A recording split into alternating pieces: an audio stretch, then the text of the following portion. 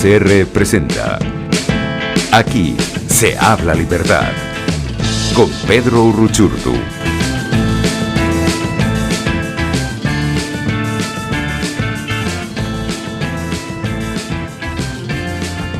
Muy buenos días, bienvenidos a otro Aquí se habla libertad, como todos los jueves, acompañándoles por la señal de radio Caracas Radio. Siempre un gusto acompañarles en la dirección general de la estación Jaime Estares, en la gerencia de producción Willy Cercaya, en la producción Catherine Manzano, Justo Navarro, en los controles José Gregorio González. Y recuerden además que nos encanta siempre estar en contacto con ustedes a través de nuestras múltiples plataformas digitales, a través de @RCR750 en YouTube, en Twitter, en Periscope, y también a través de www.rcr750.com, la radio que se ve. Y también estamos en sintonía y pueden ver además toda nuestra programación diaria, incluso en diferido, si no nos pueden sintonizar en vivo. Y bien, tenemos un programa hoy, la verdad, muy especial, con dos grandes invitados con quienes teníamos ganas de conversar desde hace mucho tiempo, porque hay mucho que analizar, no solo a la luz de la comunidad internacional, a la luz de Venezuela y en el mundo, sino también, por supuesto, a raíz de todo lo que está pasando internamente, a través de todo lo que hemos visto, ¿no?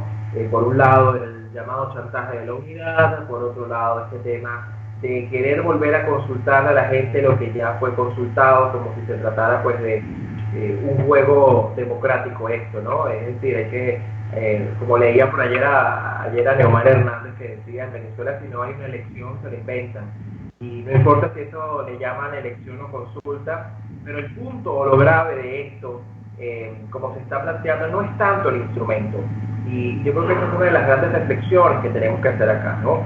El problema no es el instrumento que se utiliza, el problema no es movilizar a la gente, el problema no es convocar a un acto de este tipo, como ya ha ocurrido además hace 3 años en Venezuela, sino el problema es, más allá del instrumento, que no es bueno o malo, sencillamente lo que hay que evaluar es su pertinencia, su utilidad en este momento, es qué viene después de la consulta. Es decir, pretender preguntarle a los venezolanos lo que es obvio, lo que los tiene unidos en torno al único deseo que hay, que es el de la salida del régimen, además entendido que es un régimen criminal que solo va a salir por vía de la fuerza, pues preguntar a la gente eso para luego no hacer nada puede ser incluso mucho más peligroso, mucho más frustrante para una población que claramente se encuentra buscando por todos lados cómo responder y qué hacer. Entonces, bueno, precisamente para hablar sobre estos temas, pero sobre todo a la luz de la comunidad internacional, que siempre es tan importante, vamos a conversar con nuestro primer invitado, que es Andrés Mesgravi. Ya hemos conversado con él en otras ocasiones. Andrés Mesgravi, quien es abogado, especialista en resolución de conflictos, también profesor universitario, y bueno, siempre es un gusto poder conversar con él. Bienvenido, profesor, gracias por acompañarnos. Muchas gracias, Pedro, un honor nuevamente estar en tu programa. Gracias, profesor. Profesor, yo quiero comenzar con una de las principales inquietudes que hay en la gente, e incluso en parte de la dirigencia, que tiene que ver con algo que además usted comenzó a trabajar y a colocar en la opinión pública desde hace mucho tiempo, que era el tema del TIA, el Tratado Interamericano de Asistencia Recíproca. Hemos visto cómo recientemente el propio interinato ha hecho alusión nuevamente a esto. Sabemos que se dieron algunos pasos allí, pero ¿dónde estamos hoy? ¿Dónde está Venezuela hoy con respecto al TIAR? Y en función de su experiencia y de lo que usted mismo, digamos, logró haciendo esto un gran tema en la opinión pública, ¿cuáles cree que son los siguientes pasos, y si todavía sigue creyendo que el TIAR es una herramienta válida para lograr la liberación de Venezuela? Bueno, Pedro, yo creo que debemos comenzar por recordar quién es el principal enemigo del TIAR. Recordemos que en el año 2013 el régimen de Chávez excluyó a Venezuela de ese tratado del cual Venezuela era parte desde su origen. Igualmente lo hizo Bolivia y también lo hizo Ecuador. Entonces es evidente que los regímenes comunistas pues le tienen alergia a este tratado.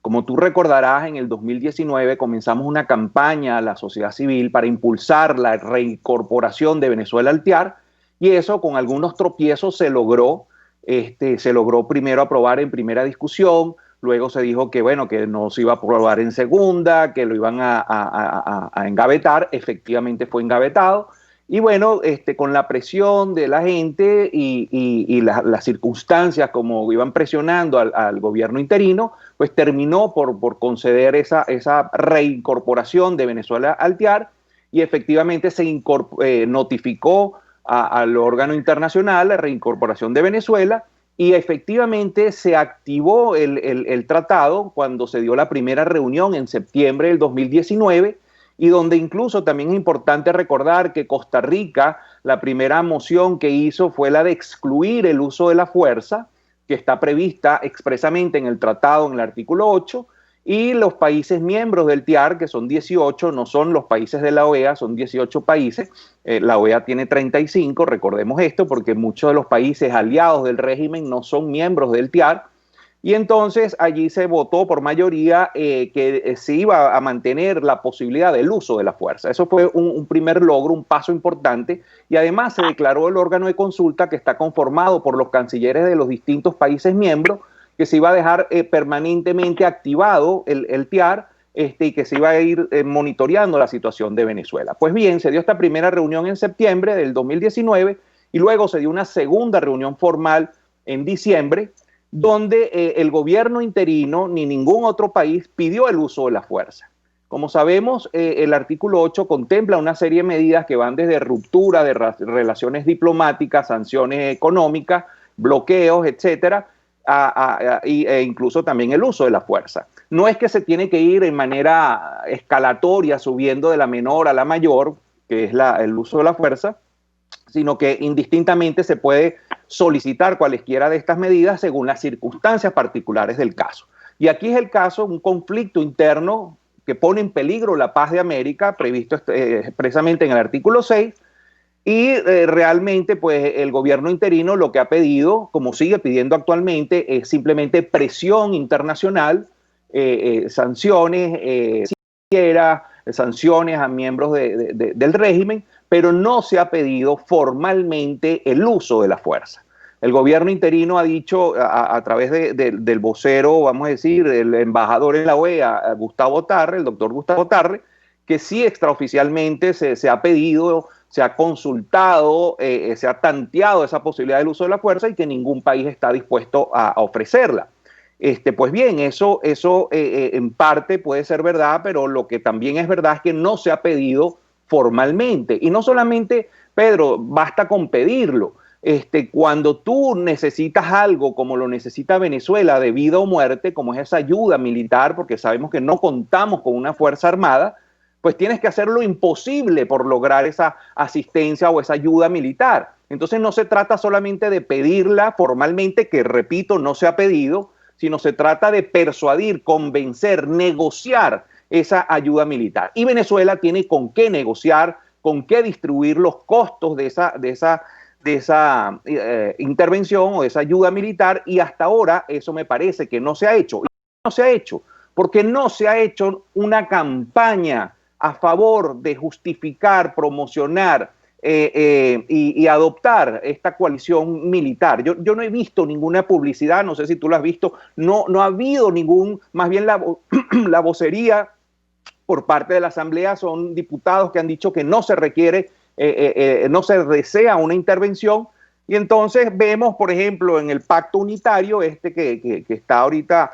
en el tapete, que se habla incluso de hacer una campaña. Me llamó mucho la atención eso, Pedro, en el título tercero, capítulo tercero de este pacto unitario, se habla de desplegar una campaña nacional e internacional por elecciones presidenciales.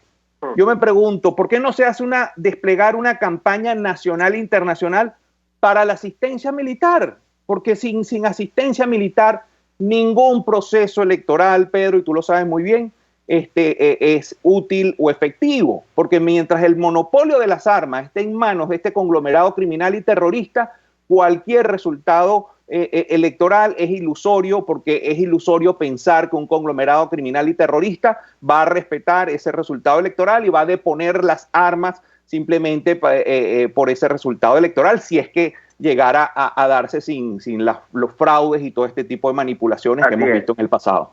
Así es, fíjate, tú tocas un punto clave en todo esto.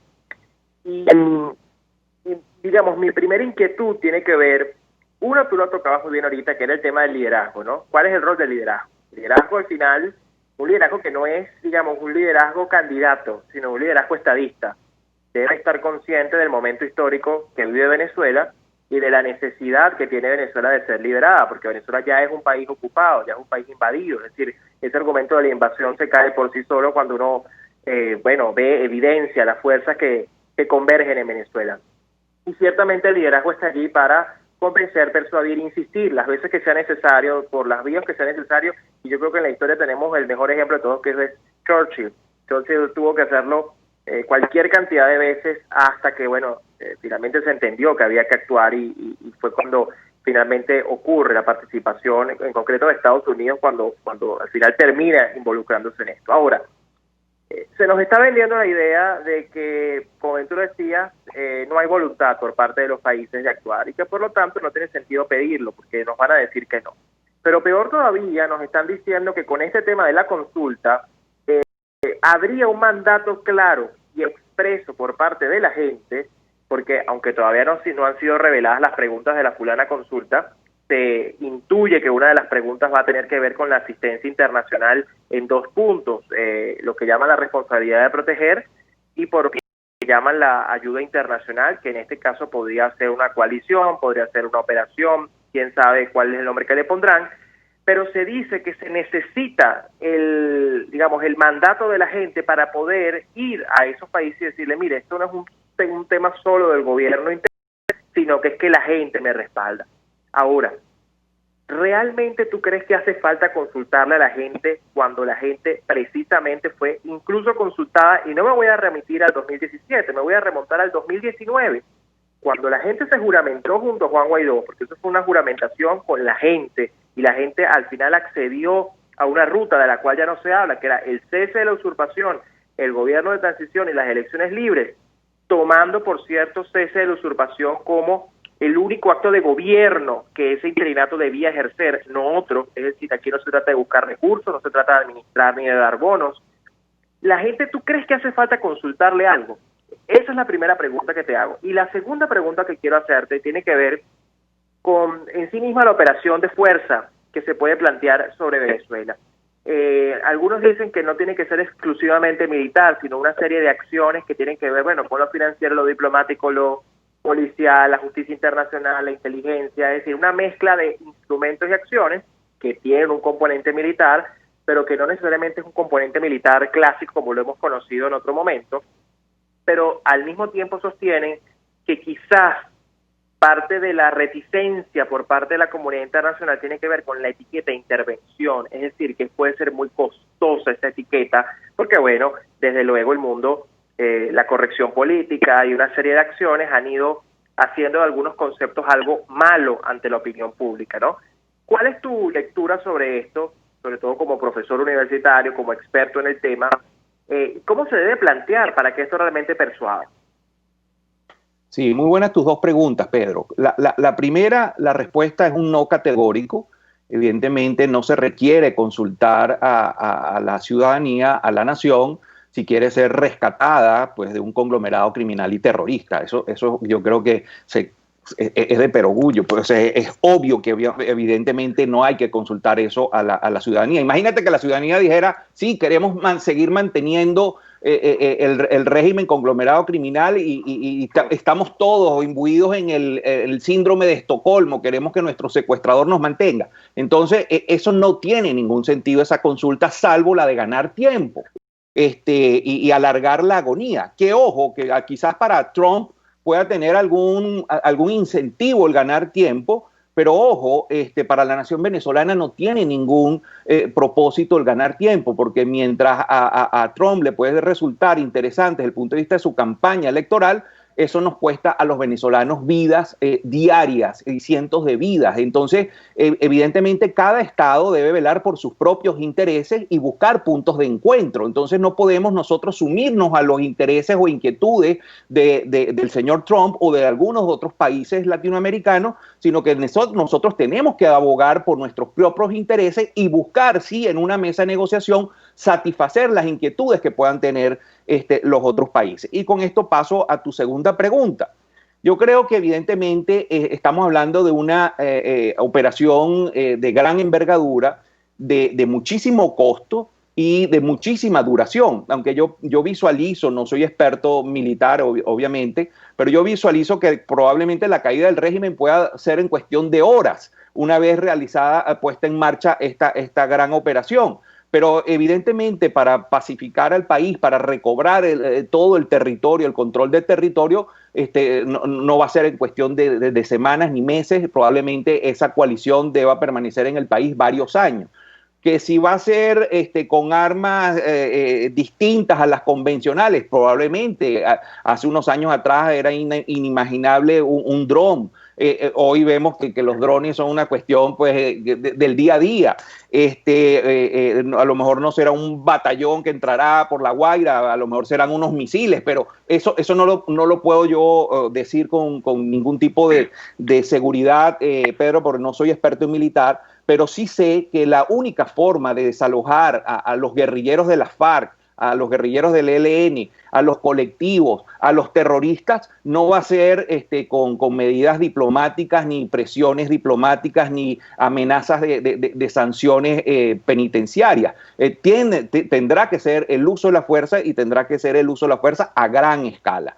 Evidentemente eso tiene unos altísimos costos y ahí entramos en el campo de la negociación, Pedro. Cuando tú tienes a un señor como Trump, donde le dices esto te va a salir representa un altísimo costo para ti, y por otro lado tienes la ventaja de que no hacer nada representa un atractivo, la inacción o no hacer nada es motivante para ti, obviamente te vas a ir por la alternativa de no hacer nada. Entonces, ¿qué uno debe hacer de este lado de la mesa de negociación? Tratar que esos altos costos, el costo de la acción, reducirlos, en cambio, el costo de la inacción, aumentarlo. ¿Cómo se logra esto? Bueno, el primer aspecto de los altos costos, pues distribuir la cuenta equitativamente, porque no solamente Venezuela tiene que pagarla, porque la FARC, por ejemplo, la guerrilla colombiana no es de Venezuela, entonces Colombia tiene que asumir también una parte de esa cuenta. Y entonces al tú distribuir equitativamente esa cuenta y darle un discurso de victoria también a Trump, por ejemplo, en este momento electoral, que él pueda decir a los Estados Unidos, soy el primer presidente que reparte la cuenta entre varios estados y no somos nosotros los únicos que estamos asumiendo los platos rotos, sino por primera vez he logrado que los países que se van a beneficiar de nuestra intervención van a pagar esos costos, como él mismo lo ha dicho en su primera campaña. Entonces ya estarías bajándole esos altísimos costos, dándole un incentivo para que él lo haga. Y por otro lado, también podrías aumentar los costos de la inacción. ¿Cómo puedes aumentar los costos de la inacción? Con una campaña pública, no en privado, no en reuniones de embajadores en almuerzo. Tienes que hacer una campaña pública donde digas, si no intervienen nuestros aliados, pues son unos bluffs. Están dejando que la izquierda radical se apodere del continente. Ya no estamos viendo que esto representa una amenaza en el patio trasero de los Estados Unidos, ya están entrando hasta la propia capital de los Estados Unidos y estamos viendo todas estas manifestaciones en varias ciudades de los Estados Unidos. Ayer las comenzamos a ver nuevamente en Colombia, en Bogotá. Entonces hay un costo que se está viendo cada día más de la inacción, y entonces también nosotros podríamos hablar de ello y aumentar ese costo de la inacción. Entonces, creo que hay muchas cosas que se pueden hacer, pero no se están haciendo porque sencillamente yo percibo que en el gobierno interino y en este cúmulo de partidos políticos que lo respaldan, pues hay la intención simplemente de cohabitar, no hay la intención de eliminar al conglomerado criminal y terrorista, sino de cohabitar con él. Entonces, cuando no tienes la intención de cohabitar con él, pues no vas a hacer un gran esfuerzo por persuadir a quienes tienes que persuadir para conformar esta fuerza militar. Así es. La última pregunta que te quiero hacer, ya nos quedan pocos minutos, pero hay una dimensión en todo esto que tiene que ver con la gente, profesor, porque también ciertamente hemos dicho, no podemos solos, necesitamos ayuda internacional, pero también hay un componente de organización interna y de organización de la ciudadanía en función de ese objetivo, porque si bien es cierto, necesitamos esa ayuda internacional, también estamos conscientes de que pretendemos que quienes la lideren sean venezolanos comprometidos con esa causa, y que sea un proceso además en conjunto en función de eso, y obviamente con el respaldo de la ciudadanía. Y no se trata de hablar de la ciudadanía vista como ese cúmulo de gente que va a votar en una consulta y eso es decir que nos organizamos y nos movilizamos. No me refiero a eso, me refiero a lo que cada venezolano dentro y fuera de Venezuela debe hacer para también alzar la voz, para elevar la conciencia de los países que tienen algo que ver en esto y que necesitamos que también nos ayuden, y sobre todo asumir que esto es una tarea de todos, aún con las limitaciones que podamos tener, aún sabiendo que quizás de nosotros no depende gran parte de esas acciones, pero sí hay un componente de legitimidad y de apoyo importante allí que tiene que ver en la organización ciudadana. ¿Cuál es su lectura sobre este tema ya en estos últimos 5 minutos que nos quedan de conversación? Te agradezco mucho la pregunta, Pedro, porque esto me permite hablar de lo que estamos trabajando actualmente, que es precisamente en impulsar el que la sociedad civil se organice. ¿Y por qué esto es tan importante en este momento? Bueno, porque lo que te he mencionado, tenemos un gobierno interino que no está mandando un mensaje claro y único a la comunidad internacional de que se requiere ayuda militar, sino que se están mandando un mensaje totalmente confuso, equívoco, de que Venezuela lo que quiere es elecciones. Entonces, cuando tú le dices al mundo que lo que quieres es elecciones y también dices que tienes fe en la Fuerza Armada Nacional y no le dices al mundo claramente que la Fuerza Armada Nacional es el brazo armado del conglomerado criminal y terrorista, y que desde hace muchos años la gloriosa Fuerza Armada fue desmantelada, entonces los países afuera evidentemente que le apuestan a la opción más económica, a la opción de ese quiebre, supuesto quiebre de la Fuerza Armada Nacional, y evidentemente apuestan también por una solución pacífica y electoral. Entonces, como no se está enviando nítidamente ese mensaje de que no podemos contar con la Fuerza Armada Nacional porque la Fuerza Armada simplemente es un brazo armado, es una organización delictiva que pasa a ser parte integrante del conglomerado criminal y terrorista, entonces el mensaje que hay que decirle al mundo es que sí necesitamos la ayuda militar. Sin esa ayuda militar, lamentablemente no vamos a poder salir de esto, y eso un mensaje muy claro. ¿Cómo se pasa ese mensaje? No puede ser, en mi opinión, con comunicados de gente notable, porque a la final esos comunicados pues solamente los engavetan. Si, no tiene que ver con lo que el mismo Trump manifestó, que ellos apoyarían a quien apoye a la gente. Entonces, debe haber una legitimación de origen de la ciudadanía, de la propia ciudadanía, de la propia sociedad civil, a un grupo de personas que puedan levantar la voz por toda esta cantidad de ciudadanos y decirle al mundo que necesitamos esa ayuda militar.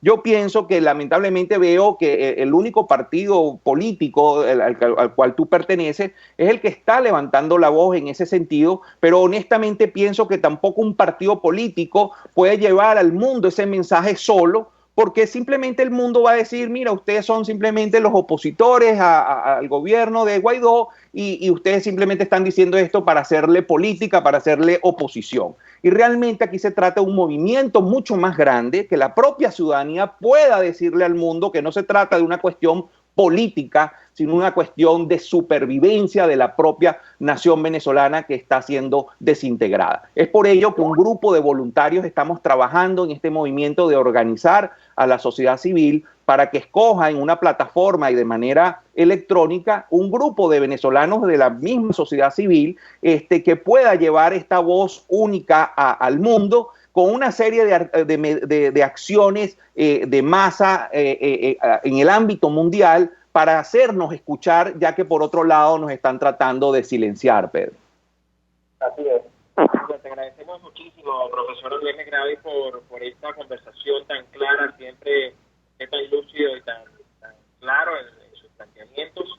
Queda absolutamente en evidencia la necesidad no solo de actuar, sino también de que quien actúe lo haga entendiendo el sentido de urgencia y no pensando en elecciones. Las elecciones serán el resultado de un largo proceso que requerirá recuperar la soberanía nacional, que requerirá reconstruir pilares mínimos básicos en una transición idear entonces allí sí un proceso político que conduzca a unas elecciones libres, pero que antes de eso lo imprescindible es la derrota del régimen criminal. Como yo siempre digo, primero hay que derrotar, hay que desmontar al conglomerado criminal para luego pensar en la solución política. Lamentablemente la solución política convencional no va a ser suficiente para derrotar un conglomerado criminal como el que atravesamos, ¿no? Y eso creo que es lo primero que debemos entender, incluso quienes hacemos política, porque naturalmente para el que es demócrata, para el que considera que la democracia no solamente es un medio, sino un fin y una manera de convivir en sociedad, y para quienes creemos en la libertad, entendemos que lamentablemente los mecanismos convencionales de la política ya no son suficientes para poder derrotar a un régimen de esta naturaleza, sobre todo por las fuerzas que convergen en Venezuela. Así que le agradecemos muchísimo, profesor, su tiempo y sobre todo su disposición siempre a aclarar de la forma más clara y pedagógica posible dónde estamos y hacia dónde debemos ir. Muchas gracias por acompañarnos. Muchas gracias a ti, Pedro, y a todo tu equipo. Buenas tardes. Gracias. Bien, amigos, comenzamos con el profesor Andrés Ferravi, tomamos una pausa y ya regresamos con más de Aquí se habla libertad. Usted escucha Aquí se habla libertad con Pedro Urruchurtu. Síganos en Twitter en @RCR750, la radio que se ve. Puedes seguir